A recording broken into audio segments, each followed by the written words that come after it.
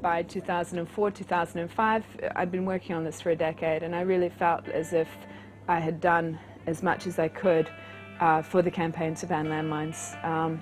We were in a much better place when I left in 2006 than what I came into in 1996. We had over 150 governments that had signed up to the landmine treaty, banning the weapon. We had virtually no export of anti-personnel landmines. The production of the weapon had fallen from dozens of countries to about 15.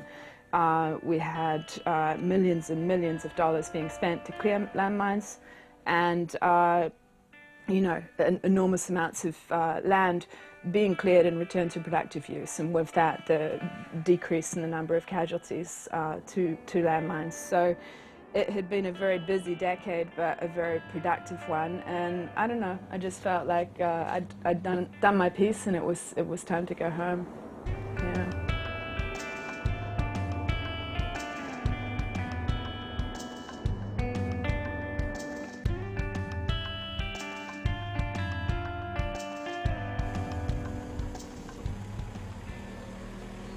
My name's John Flanagan. I was in the New Zealand Army for 20 years in the Corps of Engineers.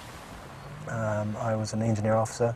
I was trained in landmines and unexploded ordnance, particularly the clearance of landmines and other munitions.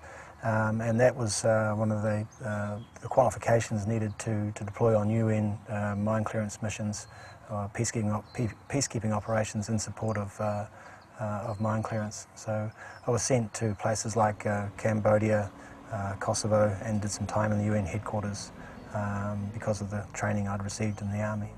I left the Army in 2003 to take up a role in the UN system as the Chief of Operations of the UN Mine Action Service, and I was employed there for 5 years. And the last year I spent as the Acting Director of the UN Mine Action Service. But I'm now, in 2008, in December, I moved back to New Zealand with my family, and I'm working on a vineyard, but I also have a half shares in my own vineyard, selling grapes to Wither Hills.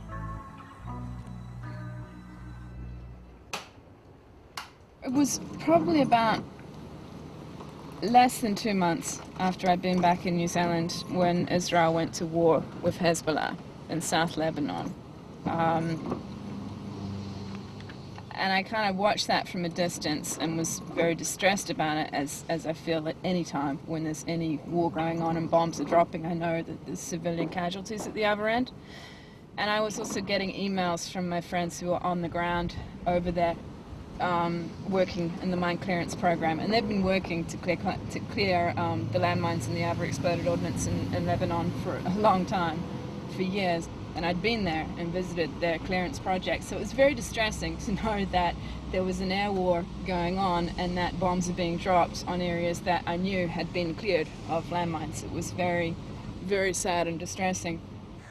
We were basically had been planning for a classic EOD, explosive ordnance disposal operation, where we knew there was going to be aircraft bombs to clear, we knew there was going to be artillery, and we knew there was going to be mortars.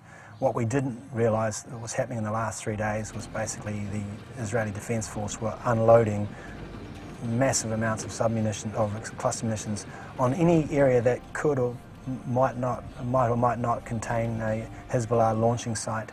So they were really just trying to saturate anything that has vegetation, banana plantations, olive plantations, anything that could be used by Hezbollah. Literally within hours of the ceasefire being announced on Monday morning, people returning back to their villages had driven into areas that were contaminated by cluster munitions, and vehicles hit the cluster bombs, were exploding. People got out of their car, were running into areas which were contaminated. So we had multiple, 15 casualties within the first couple of hours, and that's when really it hit home to us that we were dealing with another major problem.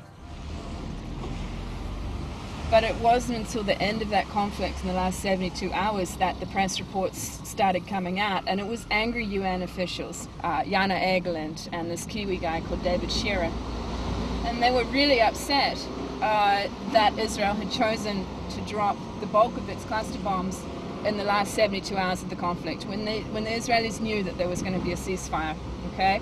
And there was not really any clear military benefit to be gained for the way in which they were using the cluster bombs. They were just saturation bombing the southern part of Lebanon with cluster bombs and with other weapons as well. But we knew that those cluster bombs were going to have a certain number that just would not go off, and because of the failure rates. And that's what happened.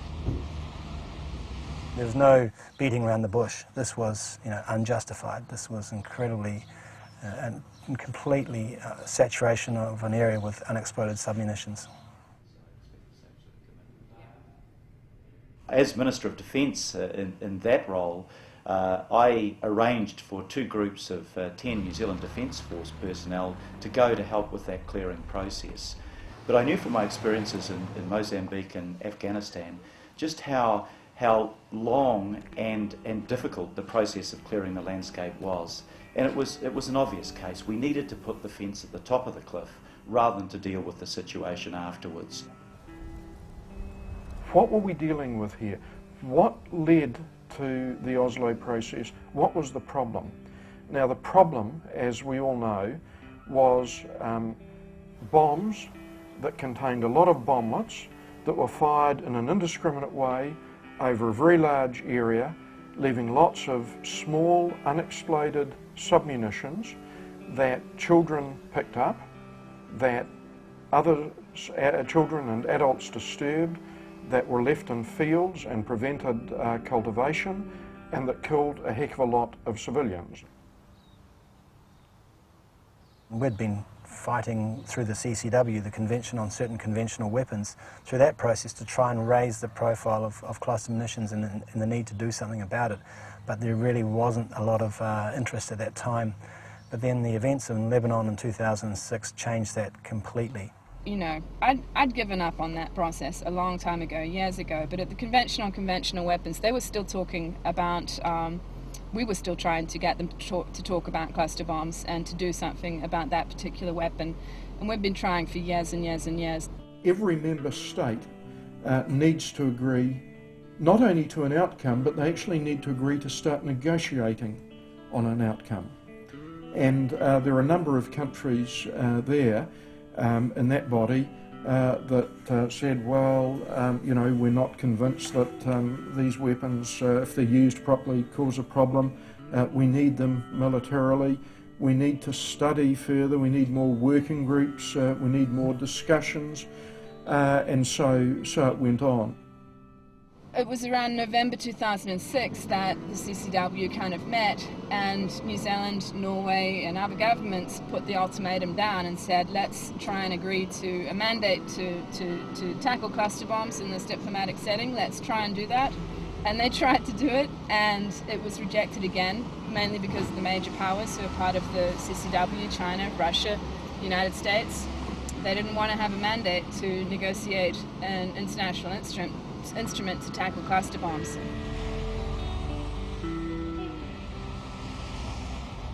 Everyone was on notice that, look, if this was not going to work in the CCW, we were going to take it outside and we were going to make it work anyway. We were inspired really by what had happened a decade earlier with the Ottawa Convention on Landmines, working with the NGOs who played a tremendous and hugely positive role in moving this process forward.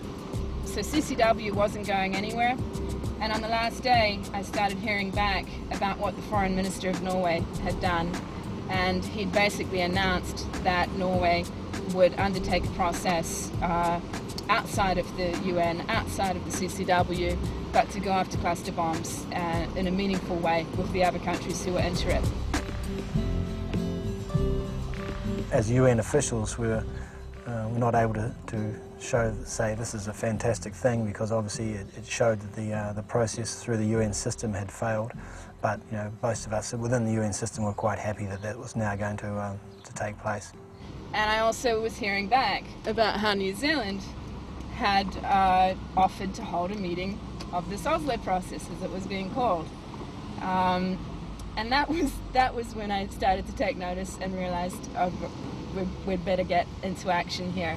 New Zealand doesn't hold international multilateral, diplomatic meetings, but in this process, which is outside the UN, that's what the states do. The states of the countries that are involved in it, they hold meetings to build support for the international objective, and in this case the objective was to ban cluster bombs.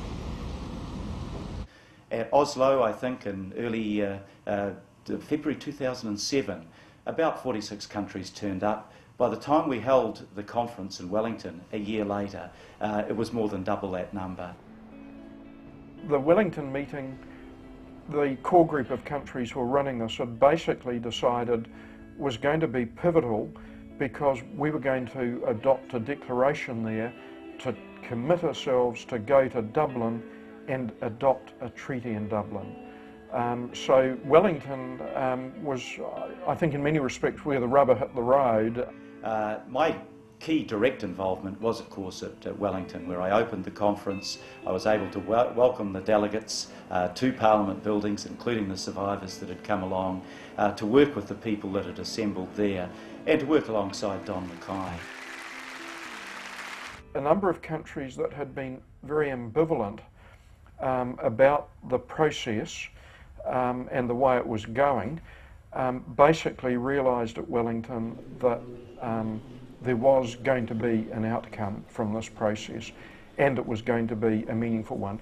There was a lot of pressure in Wellington to whittle the draft treaty down, to water it down, and we resisted that very, very strongly. There was a lot of pressure on some of the smaller countries, including from the Pacific, who were hugely supportive. It was touch and go.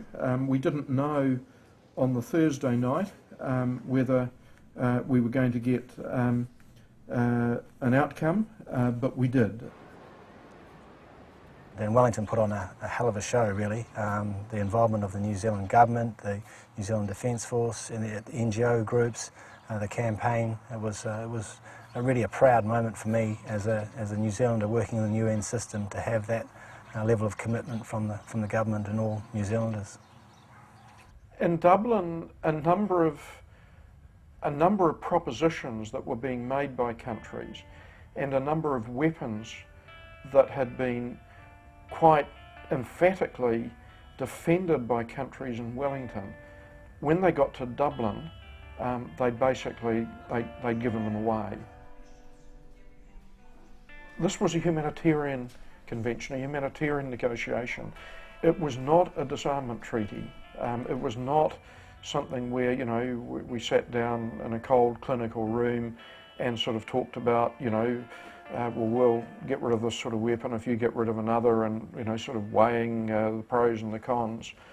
And I said, okay, well, we have the compendium, we have all these proposals for various weapons that should not be covered by this convention.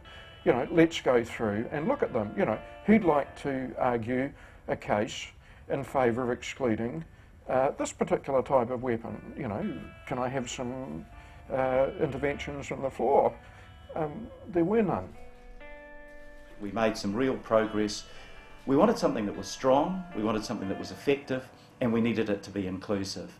And getting those NATO countries on board, the United Kingdom, France and Germany, that was a huge breakthrough. When we knew that we had their support, we knew we could make a real difference.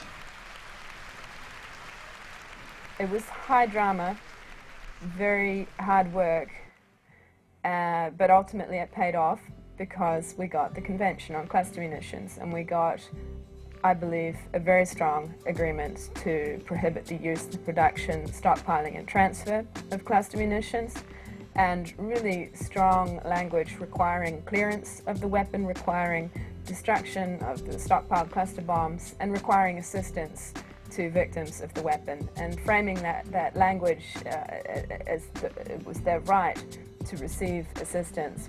The way the definition covers cluster munitions now, they won't produce anywhere near the same scale of destruction and post-conflict clearance requirements that the current weapons, you know, have caused in the past, you know, and that is a huge step forward. You know, the result for us was outstanding, and you know, to have it a result achieved relatively smoothly with everyone walking away feeling like they were comfortable with the result was incredible. The final stage was the signing conference at Oslo, when we joined a huge number of other governments in signing the convention, and along with the Cluster Munitions Coalition, the 7 countries that I've referred to were given pride of place. Don played a key part, and New Zealand, I'm very proud to say, played an instrumental role working alongside our 6 other colleagues in the original group to get us to where we got in December 2008. Sadly, by that stage, I was in a different role and not able to participate in that conference. It was, as I say, hugely satisfying to be able to sign for New Zealand. It was also hugely satisfying that it had been possible to do that because we'd just had a change in government, and that had happened immediately before Oslo, as you know, and it was great that the new government was able to move so very quickly and wanted to move so very quickly to embrace the Cluster Munitions Convention. I introduced the bill, draft legislation, the Cluster Munitions Prohibition Bill, in July, and that was quite a momentous afternoon, I thought. Certainly for me, you know, having the lead in doing that. But it was also good, obviously, that the Honourable Phil Goff is still in the House and played such a major part. And then, of course, it's referred to Select Committee. So in the 10 months since the Oslo signing conference, we've been campaigning for New Zealand to ratify the convention, and we understand that involves first passing domestic implementing legislation. The Aotearoa New Zealand Cluster Munition Coalition was set up to, ensure that the New Zealand government made it through the Oslo process and came out on the other end as a hero, as one of the kind of lead states that sought the strongest possible convention, as a lead state that hosted an extremely successful Wellington conference, and as a government that also looked at its neighbours in the Pacific and Australia and tried to bring them along as well. New Zealand has done all of those things.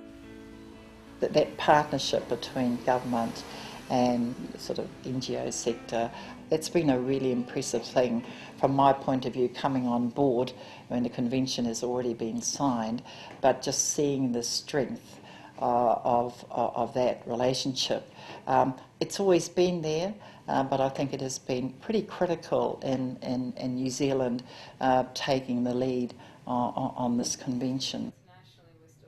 It is a model where progressive governments working in conjunction with non-governmental organisations and international agencies can make some real breakthroughs. I think working on other things, specific issues where we use that technique, that may well be productive. Ultimately, governments are the ones that have to sign the conventions and ratify and implement them, but I think we've shown that the conventions can be much stronger if the process is inclusive and if all kind of views are taken into account, not just the views of governments, but the views of the people who live in those countries, especially the ones that are affected by the weapon. The difference between the Anti-Personnel Landmine Treaty and the Convention on Cluster Munitions is that this is largely a preventative treaty. I mean, landmines were sold and used extensively and polluted many countries around the world. Cluster munitions really, by comparison, haven't polluted to the same extent. And so what we've been able to do is pretty much outlaw prevent the same situation that occurred with anti-personnel landmines. And by forcing countries to take these weapon systems out of their arsenals before they get used, we are saving future generations and saving the heartache that a number of countries have gone through. So that's a massive step forward, and it can't be underestimated.